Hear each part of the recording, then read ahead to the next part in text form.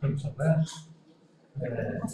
Para quem não conhece, né, meu nome é Nilton Santos, mas a maioria seguramente me conhece.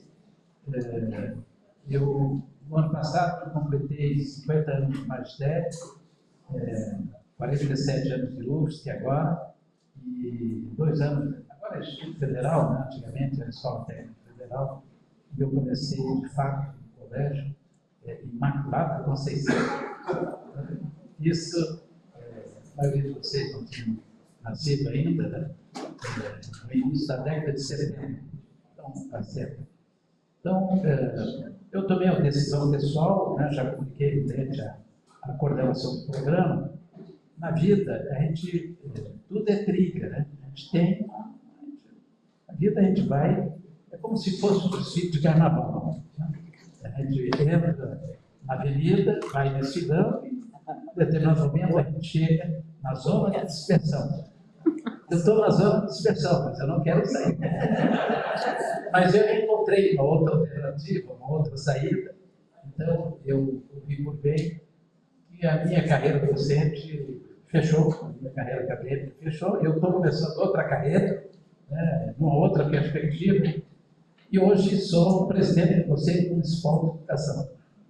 Eu vi que o problema não está no mestrado, doutorado, nem na graduação, está, sobretudo, no ensino fundamental. Se nós quisermos mudar o Brasil, nós temos que mudar o nosso ensino fundamental. E vocês vão ver, né? Isso é uma previsão, né? Daqui a 4 anos, Florianópolis vai ter o melhor ensino fundamental do Brasil.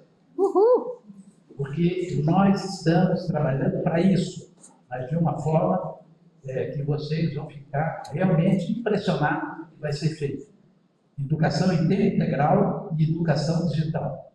Porque a transformação digital, ela vai atingir todos os setores da atividade humana, já vem atingindo, claro, a parte da pandemia, isso foi mais significativo, mas já vinha antes, acontecendo.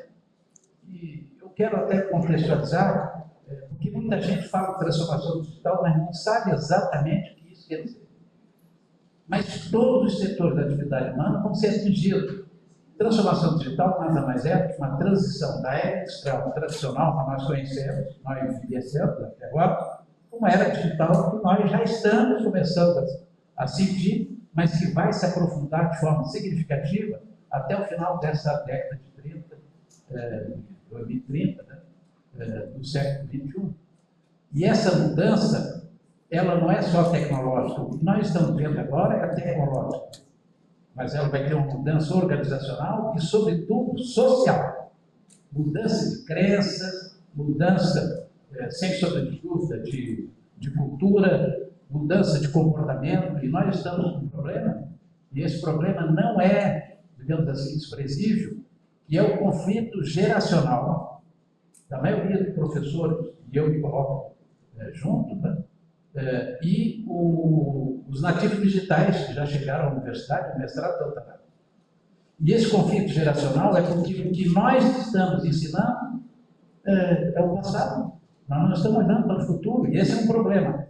Então, eu não vou fazer uma apresentação, eu vou fazer uma provocação. E é isso que eu gostaria que vocês entendessem, que de repente é o seguinte, cara, professor Eli, juntamente com meus colegas, professor Roberto, professor Grego, professor Sebig, todos os colegas, né, que participaram da criação do programa 20 anos atrás, agora está renegando tudo aquilo que foi criado. Não, muito pelo contrário, o professor Cristiano também. O professor Cristiano, além de um grande amigo, ele trabalhou comigo quando eu fui secretário, foi meu diretor na área de planejamento da Secretaria Ética, do Desenvolvimento Econômico, Científico e Tecnológico, Cristiano. Então, fizemos um belo trabalho, aliás, na Secretaria. Se nós observarmos muitas coisas que nós temos hoje, a começar a FAPESC. Né? A FAPESC, fomos mais do que anos, e eu, inclusive, fui o primeiro presidente da FAPESC, na época, quando a gente criou. Essa SEGAI, infelizmente não foi para frente, mas houve um processamento de exportação, fizemos o SAP, surgiu, na verdade, era projeto Orla Norte, o professor, inclusive, o colega nosso também participou, Mas só para dizer para vocês que, de fato, primeiro, eu não faço absolutamente nada sem planejamento. Sem planejamento, qualquer caminho que eu venha tomar vai me levar a lugar algum. Eu tenho que saber onde eu quero chegar. Eu tenho que saber onde eu estou e qual o caminho que vai me levar aonde eu quero chegar. E, nesse sentido, o EGC, em 2004, quando nós fizemos o programa, nós sistematicamente vínhamos fazendo planejamento. Eu diria que, usando uma expressão do Manezinho da Ilha, a pandemia escangalhou tudo. A pandemia escangalhou tudo porque, em 2019, nós fizemos um planejamento de uma mudança que nós tínhamos que ter operado a partir de 2020. Aí veio a pandemia, aí desorganizou, e, na sequência, nós tivemos dificuldade de retomar o planejamento. E hoje, o programa, agora com a professora Fadel, na coordenação, está retomado. E é justo dito, quer dizer, se nós não tivermos planejamento, vocês podem ter certeza que o EGC, que é uma exceção na universidade, isso, vocês podem ter certeza, não tem nenhum programa de pós-graduação na Universidade Federal de Santa Catarina que se compare ao EGC. O Fiaps, que foi nosso egresso, doutorando, meu aluno, inclusive, hoje diretor da Fiesp, e que faltou, tinha assumido o compromisso, não veio, vou cobrar dele, vou dar uma coisa para ele. E o Fiaps, tempo atrás, falou para mim e para o professor Roberto: o EGC, no século, agora, no século XXI, é a engenharia mecânica da universidade do século passado. Só para vocês terem uma ideia, a responsabilidade nossa.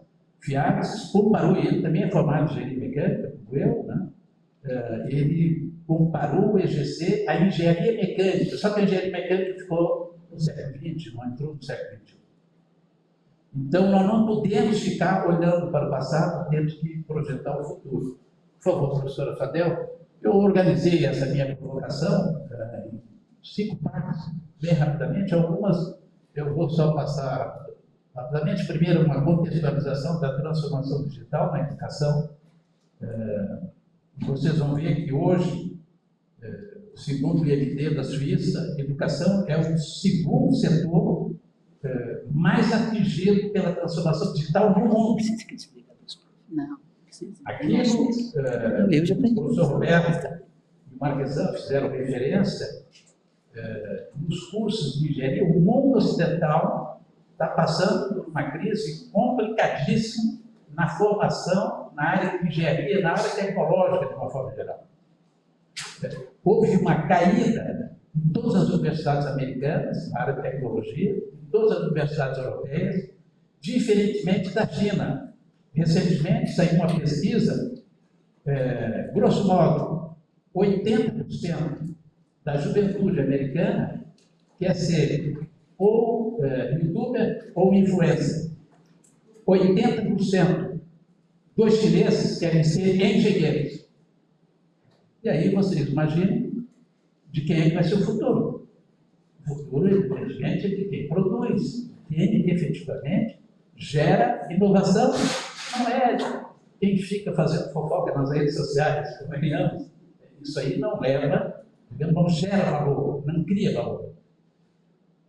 Então eu vou fazer uma rápida contextualização disso, vou colocar os desafios. Marquesan, de certa forma, já fez referência, o professor Roberto também, que o programa tem nesse quadriênio, 2025, 2028, eu acho que temos aí alguns desafios significativos, e nós devemos considerá-los. Ignorar esses desafios não vai, evidentemente, permitir que o programa, digamos assim, mantenha o seu nível 7. Um dos aspectos fundamentais, internacionalização. Ou o programa intensifica a internacionalização, ou vocês podem esquecer o conceito 7. Isso eu estou dizendo porque a internacionalização não é nós fazermos digamos, um evento conjuntamente, não é nós, eventualmente, trazermos um professor estrangeiro, ou nós irmos participar, digamos assim, como professor convidado numa instituição estrangeira, é muito mais difícil. Eu vou fazer internet também. O terceiro aspecto, professora, ela tirou, ela está querendo. Também aqui a provocação maior é essa aqui, a proposta de uma nova estrutura para o programa. Como eu fiz referência, em 2019, no planejamento, eu fiquei responsável, juntamente com os colegas, a professora Patrícia está aqui, o professor Fernando Gautier,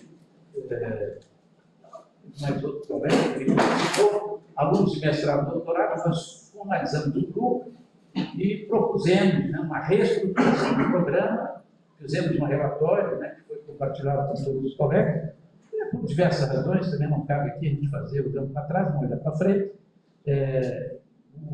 A proposta, de fato, não foi devidamente encaminhada, com exceção de algumas questões muito pontuais. Por exemplo, nós prevíamos, né, a necessidade de criar uma disciplina, e aí não botamos o nome para não criar nenhum problema com a filosofia, que era teoria do conhecimento. E aí nós criamos uma disciplina, que é o conhecimento do EGC, que é a disciplina do primeiro trimestre, e que objetivava duas coisas fundamentalmente. A primeira, que todo mestrando, doutorando do EGC soubesse que o nosso objeto de pesquisa é o conhecimento organizacional. E que é diferente do conhecimento. Porque, se eu falar em conhecimento individual, psicologia, particularmente psicologia cognitiva, é melhor posicionada que nós, a educação e mesmo a filosofia. Nós temos como objeto de estudo conhecimento organizacional, que é uma metáfora, porque o conhecimento ele é individual. Mas então, uma das coisas já que vocês têm que ver é o seguinte: olha, o mestrando, doutorando do EGC tem que ser forte, metaforicamente falando, ele tem que pensar em metáforas e analogia. E isso, no Nacta Teuchi, né, no livro que cabe no 85, já previu, né? O livro do Nacta Teuchi, muita gente cita, né, como se fosse gestão do conhecimento. O Nacta Teuchi nunca estudaram gestão do conhecimento. O negócio dele era conhecimento organizacional, que é outra coisa, um pouco diferente, que depois a gente pode fazer também algumas coisas. Então, eu vou fazer uma provocação com relação à Profoc, a pesquisa e internacionalização, que eu acho que isso é importante, né? E aqui também eu quero fazer uma provocação. Eu acredito que nós temos que evoluir. E o professor Roberto sempre tem insistido nisso. Mas eu acho que chegou a hora de levarmos isso a sério. O EGC evolui da interdisciplinaridade para a transdisciplinaridade. E quando a gente fala de transdisciplinaridade, a gente tem que entender o seguinte: não é produzir conhecimento para a sociedade, é produzir conhecimento com a sociedade, que é diferente.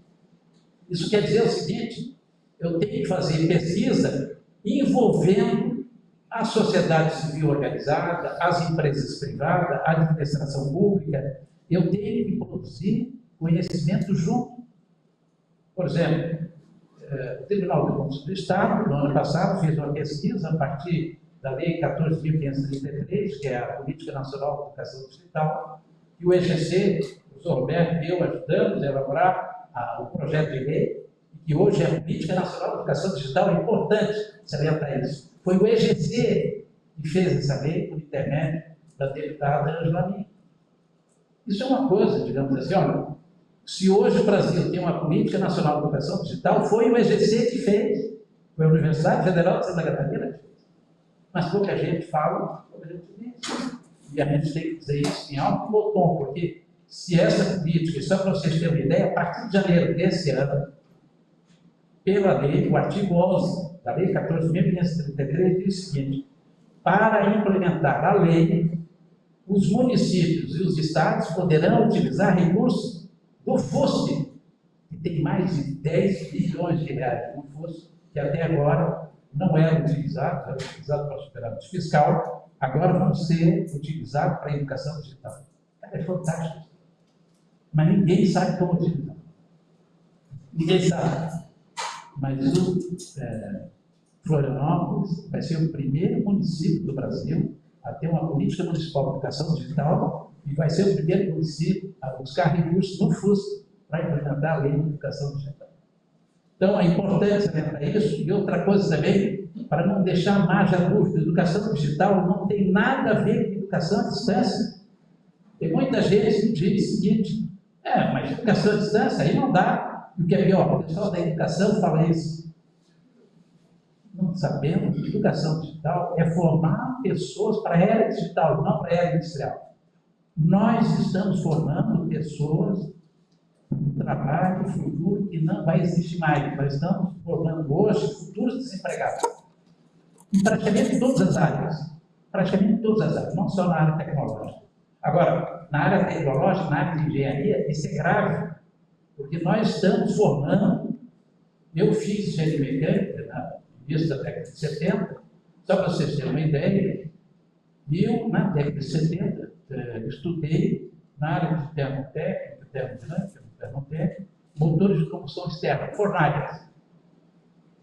Essa disciplina ainda é ministrada, fornalhas, ainda na engenharia mecânica, motor de combustão externa veio para combustão interna, hoje é híbrido, elétrico, daqui a pouco hidrogênio. Quer dizer, nós estamos ensinando os nossos alunos de engenharia mecânica em motores de combustão externa, em fornalhas, em máquina a vapor. Então, tem alguma coisa errada. E aquilo que o professor Roberto fez referência da dificuldade da universidade de mudar. A gente não gosta de mudar. Todo mundo diz que precisa de mudar, mas a resistência à mudança vocês não imaginam. E eu fiquei impressionado na rede municipal de ensino. Eu, desde quando entrei como presidente do conselho, disse: olha, o meu projeto é ensino em tempo integral e educação digital. Eu nunca soube isso. E agora, na hora de implementar, o pessoal, professor, mas tempo integral, mas aí nós, quem sabe, fizemos isso de uma forma mais lenta, porque, na verdade, é o seguinte, mas como assim? Eu não entendi. Alguém é contra? Não, os pais são contra. Eu quero saber qual é o pai que é contra que o filho fique em tempo integral na escola. Ele vai ter 4 alimentação, ele vai estudar 7 horas por dia, mas não é 7 horas dentro da sala de aula. Ele vai ter aula, artes plásticas, artes cênicas, artes musicais, esportes. Ele vai ter uma formação integral e integrada. E aí, eu quero, digamos assim, que todas as crianças de Florianópolis sejam protegidas do tráfico de droga. Porque, na verdade, no Brasil, quem está mudando o Brasil hoje é o narcotráfico de você. Então, se esqueça, o narcotráfico hoje tem mais força do que qualquer poder no Brasil. E a gente não está se dando conta disso. Mas isso é outra história para falar do nosso problema aqui. E o último, eu vou fazer algumas considerações gerais, mas só para fechar. Então, o primeiro aspecto é o seguinte: esse gráfico é do IND. Ele é uma escola, uma business school em Lausanne, na Suíça, e é uma das melhores. O ranking, ela sempre está entre as 5 melhores business schools do mundo. Tá?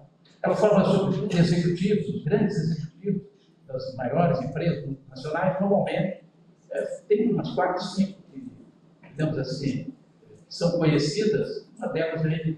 O MD faz um estudo, o Vortex de Transformação Digital, anualmente. Esse de 2023, 2024, não conseguiu ter, mantivesse. Mas vocês observam o seguinte: o segundo setor, primeiro, é evidente, mídia e entretenimento, é o setor que mais foi atingido. Né? E é evidente, isso fica evidente pela queda de audiência da chamada TV aberta. TV aberta até 2030, pode ter certeza? Acabou, TV aberta, acabou. É evidente que o pessoal fica pendurado e achando que a TV aberta vai ter futuro. Não vai ter futuro. A TV aberta vai ter futuro aquela TV comunitária local. TV aberta nacional, acabou. É um outro, digamos, tempos são outros. Não quero dizer, né, que realmente vai fechar. O rádio também não fechou, ainda continua. Tá? Evidente, continua, mas não é mais predominante. No ano passado, nos Estados Unidos, as redes sociais ultrapassaram a TV aberta em termos de publicidade. As empresas estão fazendo mais publicidade nas redes sociais do que na TV aberta. Os jornais, Vocês observam o seguinte: o jornal impresso, pegue hoje a Folha de São Paulo ou o Estadão, que é os dois maiores jornais do país. Vocês pegam. Né? Mesmo no final de semana, que antigamente o Estadão, no final de semana, era um calhamaço, né? Hoje é um jornalzinho pequeno. Isso é bom, isso é ruim? Não vamos discutir isso. O que é evidente é que o digital está superando o impresso. Só isso. O impresso não vai desaparecer, mas o digital está se sobrepondo. Então, nesse sentido, a educação já é o segundo setor mais atingido, que eu quero colocar ali com a flechinha. O que está em vermelho, rosa ali, são os setores que estão sendo atingidos agora. O azul é o que, na sequência, e o mais escuro é o que vai acontecer nos próximos anos. Mas isso vai no horizonte até 2030. Por favor, professora Fabel. Aqui, uma definição do professor Roberto, eu e o professor, na verdade, hoje presidente da Fundação Araucária, o professor Ramiro, nós publicamos um artigo em 2020 já, professor Roberto. O professor Roberto, digamos, a gente fez uma autoria no outro dia, muitas coisas que eu vou dizer aqui é de evolução que eu tenho tido do Roberto, por isso que não fiz questão de botar o nome dele, isso não me compromete, pode falar, já está fora, se botar o meu nome vai ficar ruim, mas eu quero dizer para vocês o seguinte: nós, em 2020, poderíamos ter tido a oportunidade de publicar esse artigo na revista internacional, mas um artigo um pouquinho melhor na revista internacional. Publicamos na revista nacional, mas hoje é um dos artigos mais referenciados, mesmo internacionalmente, apesar de ter sido publicado em português, sobre transformação digital na educação. E lá nós definimos que transformação digital, e aí, sem falsa modéstia, é uma definição muito boa, por isso que eu mantive, é a mudança fundamental da economia, das organizações e da sociedade em geral, causadas pela aplicação abrangente de tecnologias digitais e modelos de negócios digitais disruptivos. Então, aqui tem toda essa amplitude aí de tecnologias.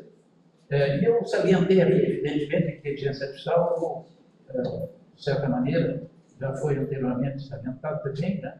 E eu quero insistir o seguinte: olha, particularmente a nossa área de engenharia de conhecimento, esta tem que trazer inteligência artificial, digamos assim, porque é o campo nosso, tá certo? Sobretudo a implementação, não é desenvolver algoritmos, não é desenvolver programação, mas na implementação da inteligência artificial, sobretudo nos diferentes setores organizacionais, é sim a engenharia do conhecimento. Então, o colega de engenharia do conhecimento que for contra isso, ele não entendeu coisa alguma. Ele está com um problema, digamos assim, de compreensão, eu diria até cognitivo. Está ocorrendo. As 3 etapas da transformação digital. Como eu falei, transformação digital é uma escala. O que nós estamos vendo hoje é única e exclusivamente a digitização. Digitizar é transformar dados e informações analógicos em dados e informações digitais. E isso é o que nós estamos tendo, né? Para quem utiliza, digamos, o gov.br, sabe o que é que eu estou falando, tudo, carteira de trabalho, carteira, digamos assim, CNH, motorista, tudo está sendo digitalizado. Isso se chama digitização. Dados e informações analógicas estão sendo digitalizados. O que está ocorrendo em todos os setores da administração pública, na administração privada, na iniciativa privada, e também em alguns setores, digamos assim, da sociedade civil organizada. Isso aí, eu diria que é o mais visível e o que, de fato, algumas pessoas que não são da área tecnológica têm algumas dificuldades de compreender. Mas eu quero dizer para vocês que transformação digital não é única e exclusivamente tecnologia. A segunda etapa, que algumas empresas na administração pública, isso ainda não está ocorrendo. Algumas empresas privadas já estão implementando, evidentemente, eu falando do Brasil e de outros países, muito mais, né? Que é transformar duas coisas fundamentais. Primeiro, os chamados processos organizacionais, mapeamento de processos. Para quem conhece um pouquinho da área de qualidade, né, temos a melhoria contínua, o PDCA, tudo isso é feito de forma, até agora, analógica. Agora vai ser de forma digital. É outro bicho, outro pelo, totalmente diferente. Então, fazer mapeamento de processo, não mais analogicamente, mas digitalmente, exige, digamos assim, uma coisa que se chama letramento digital, ou literacia digital. Não? Isso quer dizer o seguinte, nós não temos não aprendemos, nosso letramento é linguístico, nosso letramento é numeramento, digamos, matemático, né? Mas assim, letramento digital exige um nível de capacidade cognitiva que até agora não era exigido da maioria das pessoas, das faculdades que a gente desenvolvia. E agora isso passou a ser exigência, não é mais, digamos assim, uma possibilidade, é uma exigência. Isso vai valer para todos os setores da atividade humana, e aí na educação, isso aí vai ser, digamos assim, mortal. E seguramente um dos fatores da evasão ou da pouca procura para a universidade é porque a gurizada digital chega na universidade e vê uma universidade analógica. Fala assim, não, isso eu não quero mais. Isso não é isso que eu quero. E assim, é evidente também, tem outro problema, né? A juventude está querendo tudo muito rapidamente. Foi feita a referência aqui, o Marquesan falou, né? Curso de 4, 5, 6 anos, é muito longo, tem que fazer mais curto. E é claro, quando a gente tem uma aprendizagem por conteúdo, ela é longa. Então a gente tem que sair da aprendizagem por conteúdo e ir para a aprendizagem por competência. Aprendizagem por competência, eu posso não mais ter um diploma, eu posso ter uma microcertificação. Isso quer dizer o seguinte, para cada competência, para cada trilha de aprendizagem, eu adquiro uma competência, eu certifico a minha competência e recebo um certificado. E, portanto, não tem problema algum se eu, depois de 2 anos de universidade, sair, porque eu já recebi algumas certificações de competência. Agora, eu estou fazendo engenharia e no final do 4º ano eu desisto, eu vou sem nada. Eu não tenho nenhum tipo de qualificação profissional, porque na verdade é o seguinte, eu não me formei em engenharia. Então vejo vocês que isso, a transformação digital, já mostra a diferença fundamental entre a educação do passado e a educação do futuro, essa nova educação digital. Outro aspecto fundamental é a mudança de modelo de negócio. Para quem conhece um pouquinho de economia, não vamos complicar também a nossa vida, sempre, em termos econômicos, né, dentro da visão de economia do mercado, de oferta e procura. Na economia industrial tradicional, a agregação de valor se dava pelo lado da oferta. A oferta, inclusive, a gente fala muito, né, na medida que eu tenho, a gente utiliza às vezes até de forma abusiva, que qualidade de preço. Qualidade de preço porque se eu oferto um produto que tenha mais valor agregado, seguramente ele é mais caro. Eu estou ofertando, em relação ao meu concorrente, um produto que tem mais valor agregado. E, consequentemente, a procura para o meu produto, ainda que seja mais caro, aí eu faço uma avaliação custo-benefício. Eu vou ter mais, eu pago mais caro, mas eu tenho mais benefício. Isso muda. A economia digital, ela funciona diferente da economia industrial. A agregação de valor se dá mais pelo lado da procura e menos pelo lado da oferta. Tudo vai ser lean. Lean quer dizer, tudo vai ser puxado pela sociedade, vai ser puxado pelo cliente, vai ser puxado pelo consumidor, vai ser puxado pelo estudante.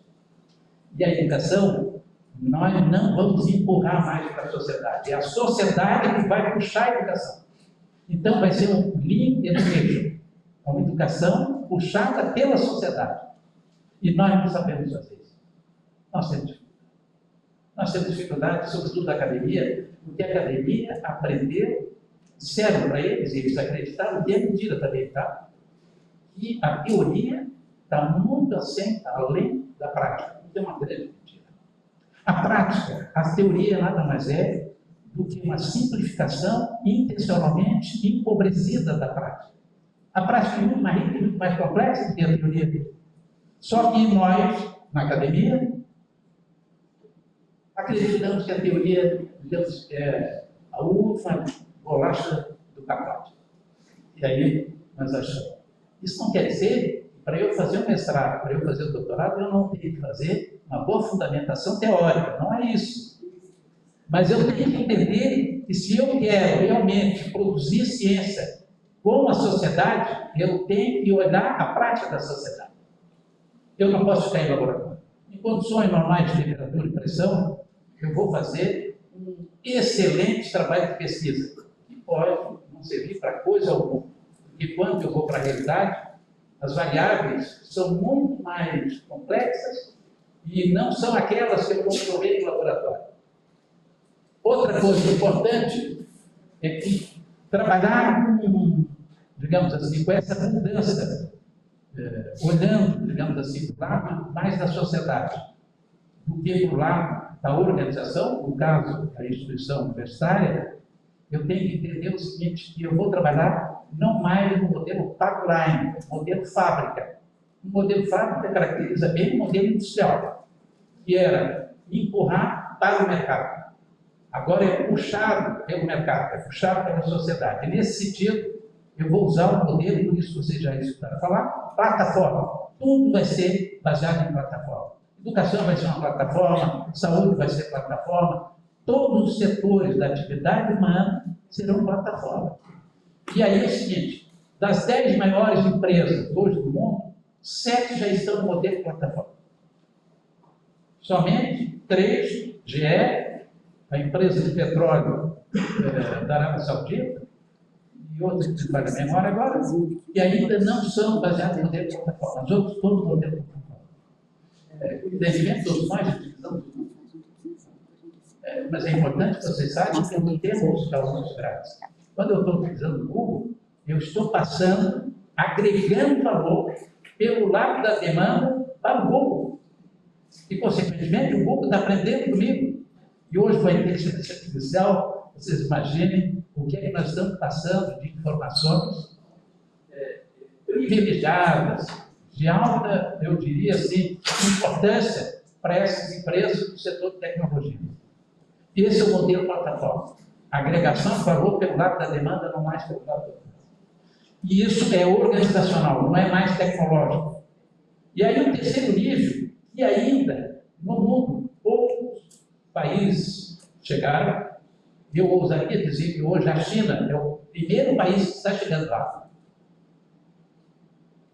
Está chegando muito rapidamente, que é a mudança social, a transformação social, que é a verdadeira transformação digital. E por que a China está conseguindo fazer e os países ocidentais têm mais dificuldade?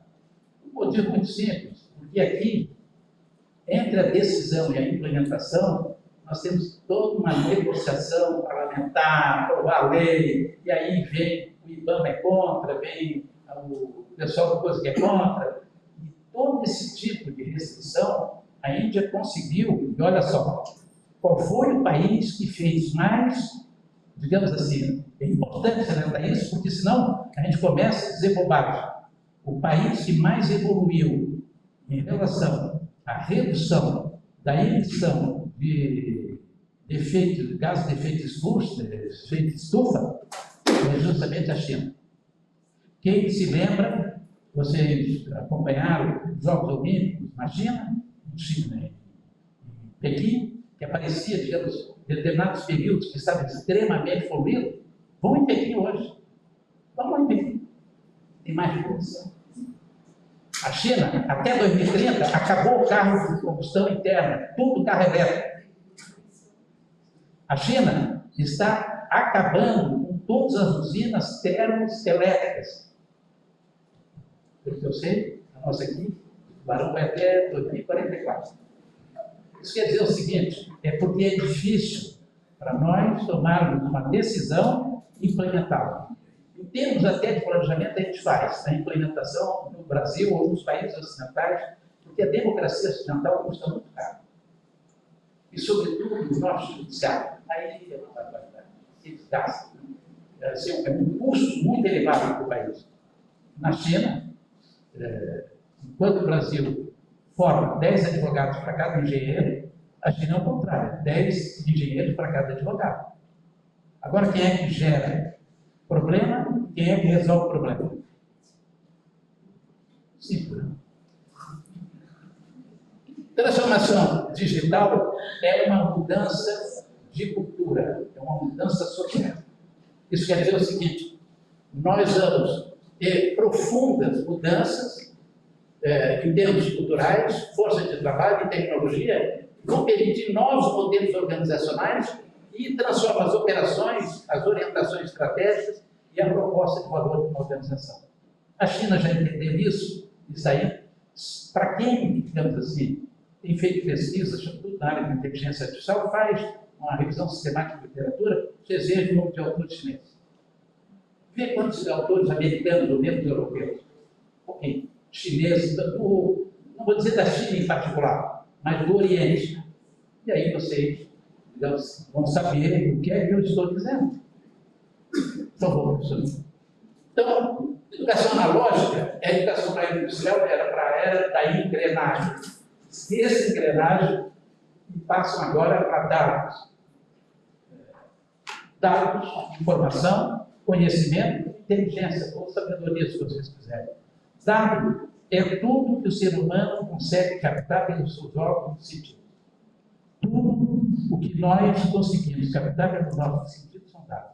Dados sensoriais, dados visuais, dados auditivos, dados táteis, tudo isso é dado. Tudo que o ser humano tem uma capacidade sensorial de 10 na 9 bits por segundo. Nós podemos sentir 1 bilhão de bits por segundo. Só que nós temos um problema. Nós temos uma verdadeira filtragem cognitiva. Nós sentimos 1 bilhão de bits por segundo, mas conseguimos perceber e tratar cognitivamente, no máximo, 100 bits por segundo. Eu diria que a maioria das pessoas, 40 bits por segundo. Eu estou falando de forma consciente, né? Inconsciente a gente consegue, evidentemente, mais. Se for bonito, 20 bits por segundo.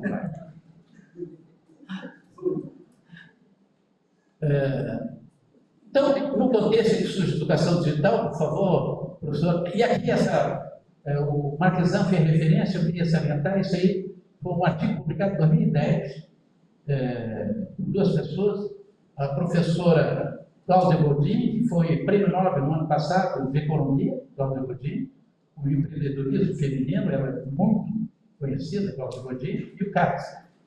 E eles colocaram o seguinte, que sempre houve, no desenvolvimento da humanidade, uma corrida entre tecnologia e educação. E pós-Segunda Guerra Mundial, a educação correu à frente da tecnologia. E por isso que a humanidade teve um grande desenvolvimento, um grande progresso, uma grande prosperidade.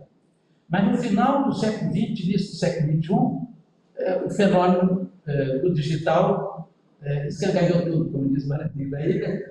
O que aconteceu foi o seguinte, que a educação ficou para trás. Então, vocês observem que a tecnologia está correndo à frente e a educação praticamente ficou no mesmo platô, ali do presente e do futuro, ou a educação tem uma verdadeira mudança transformadora, tá certo? Para trazer prosperidade, ou nós vamos ter grandes desafios sociais. Qual é o grande desafio social? É o que o Marquesan fez referência. Nós vamos precisar de 90 mil pessoas qualificadas para a tecnologia e não temos. E aí nós vamos ter um absurdo, porque vamos ter gente desempregada, porque não vai ter emprego para esse tipo de formato, pessoas que nós estamos formando hoje, e vamos precisar de pessoas qualificadas no setor digital, precisa de tecnologia para a economia digital e não tem política. Então, isso é um desafio social. E nós, na universidade, temos que entender isso, cara. Nós temos que olhar para a sociedade, o que está ocorrendo, e nós não podemos vendar os olhos e achar que nós estamos fazendo certo, nós estamos fazendo errado. E para fazer certo, nós temos que ter a vontade de mudar. E vontade de mudar, por favor, pode passar, depois eu vou deixar isso aqui, evidentemente, para você compartilhar com todo mundo. Aí tem os desafios, pode ir direto lá. Que, primeiro, são 8 desafios que eu coloquei aqui, podia ter colocado mais, mas vou ter só 8. Primeiro, integração de conhecimentos de diferentes níveis de sistemas. O programa é, a minha opinião, eu confesso que o professor Roberto contribuiu, mas o Roberto não quis que eu botasse na minha. Mas eu quero dizer que o professor Roberto contribuiu muito nisso aqui. O programa deve salientar a importância de estruturar o conhecimento organizacional em diferentes níveis, tá? Interconectados, micro, macro e mega. Nessa perspectiva, micro, sistêmico, né? Métodos práticos para a produção e validação do conhecimento organizacional, como sistema de apoio à decisão e análise de dados. No nível macro, integração de linguagens científicas, redes semânticas e ontologias na gestão do conhecimento organizacional. E no nível mega, desenvolvimento de sistemas globais de conhecimento, considerando hierarquias e relações entre disciplinas. O segundo desafio é a produção e validação do conhecimento organizacional. Eu sempre estou fazendo referência ao objeto de estudo do EGC, conhecimento organizacional. Sempre. O programa deve abordar a validação e avaliação do conhecimento organizacional como um aspecto crucial. E nessa perspectiva deve incluir disciplinas sobre métodos de pesquisa baseados em IA. Isso é fundamental. Por quê? IA, se eu quero utilizar no dicionário, você não vai encontrar isso, é claro.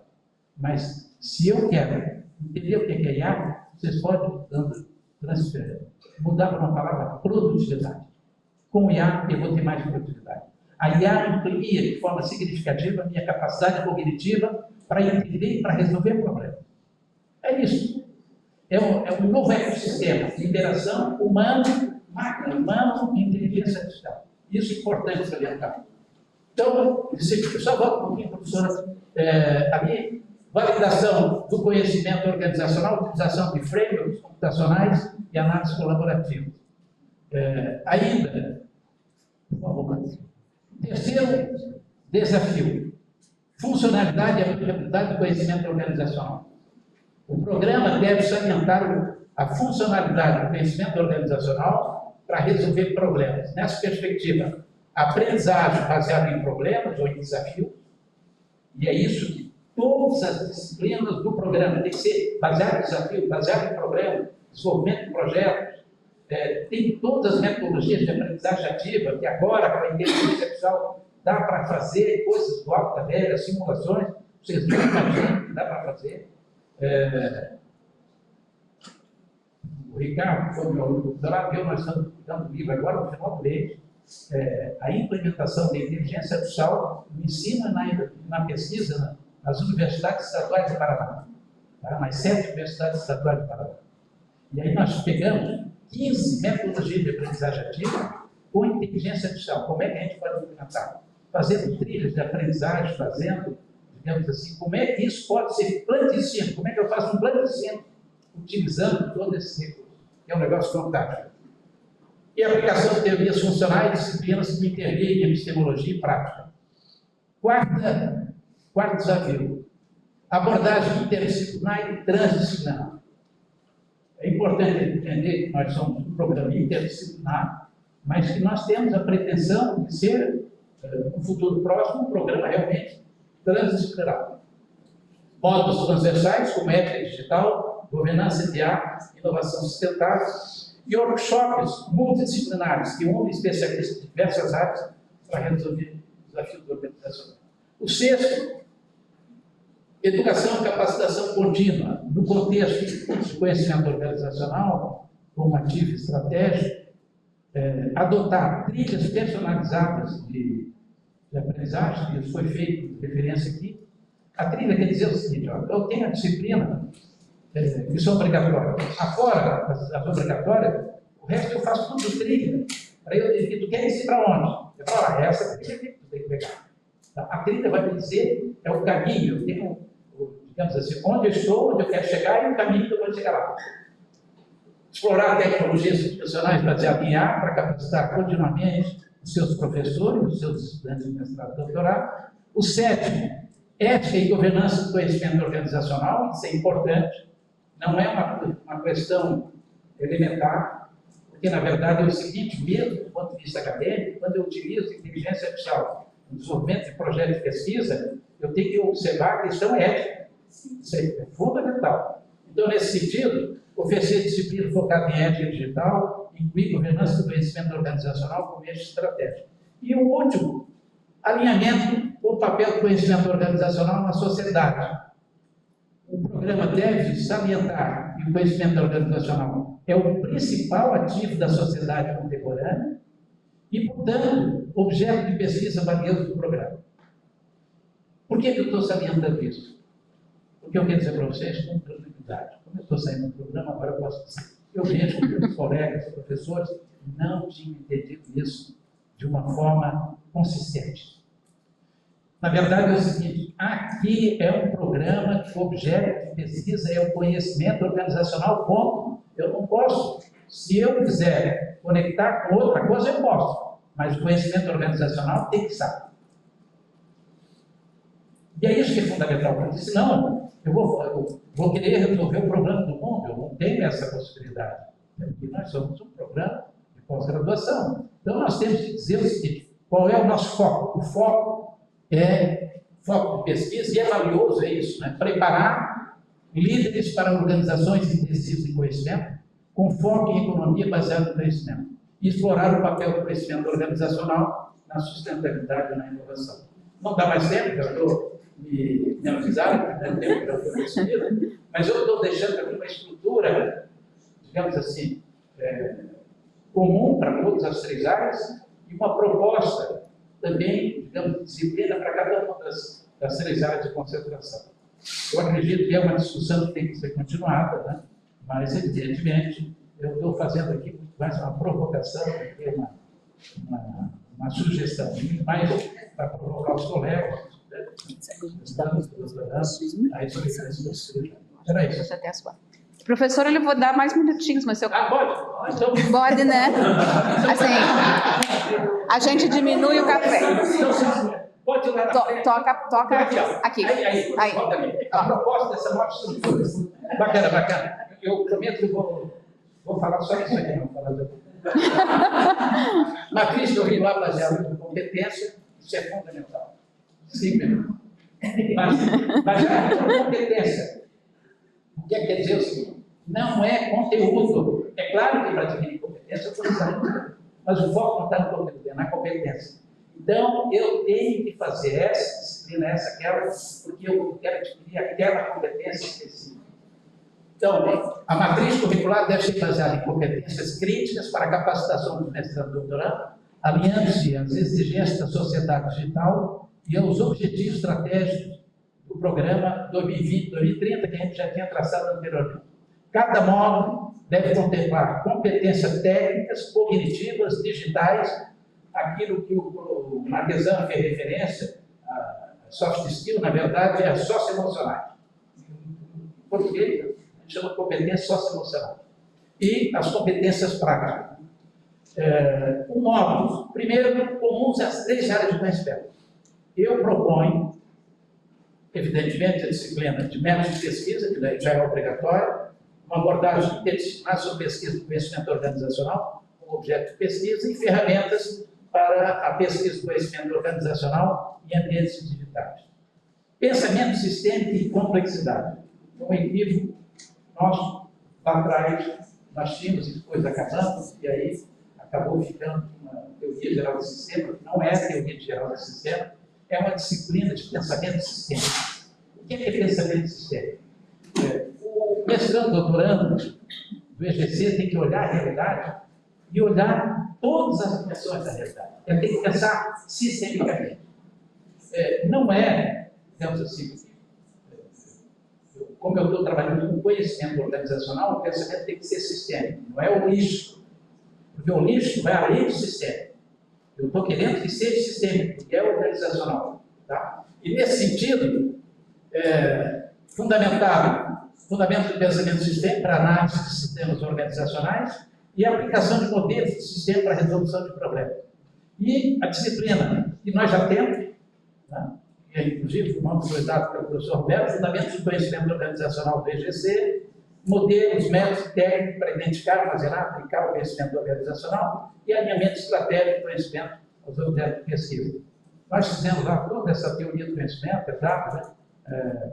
Conhecimento a gente adquire pela razão, adquire pela experiência, o conhecimento é a priori, é a posteriori, o conhecimento, toda aquela base que é fundamental, porque se eu não tiver essa base, tudo que eu vou fazer, digamos assim, à frente, fica sem essa estrutura de base, sem essa base que é fundamental.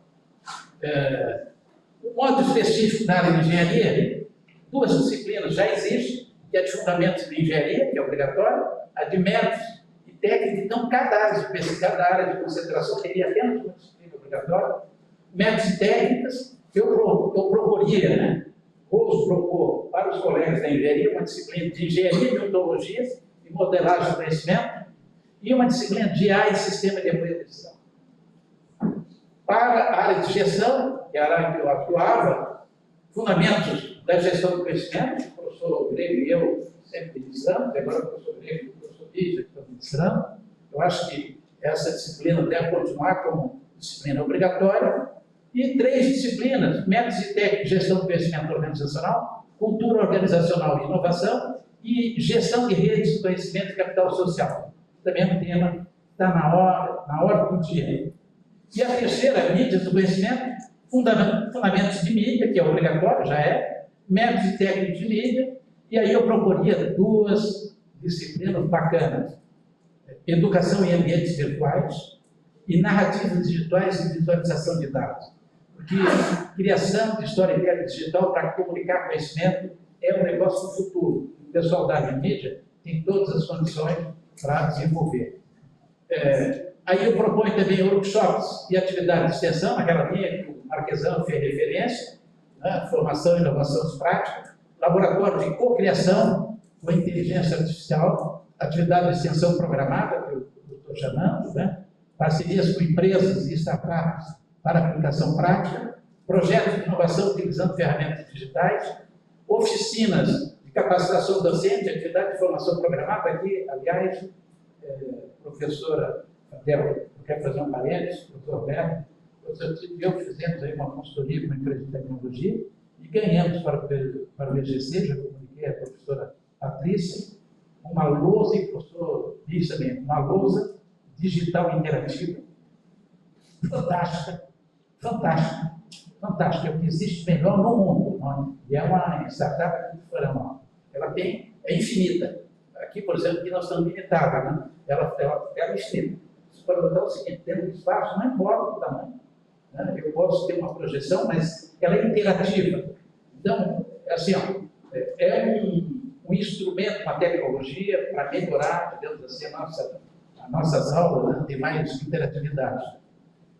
Métodos ativos de ensino com uso de metodologias digitais, tecnologias digitais e competências digitais para professores e pesquisadores, e hackathons e simulações, né? Atividade de inovação programada, competição interdisciplinar para a resolução de problemas organizacionais reais. Pesquisa e internacionalização para fechar, então, meus 5 minutos já foi conseguido.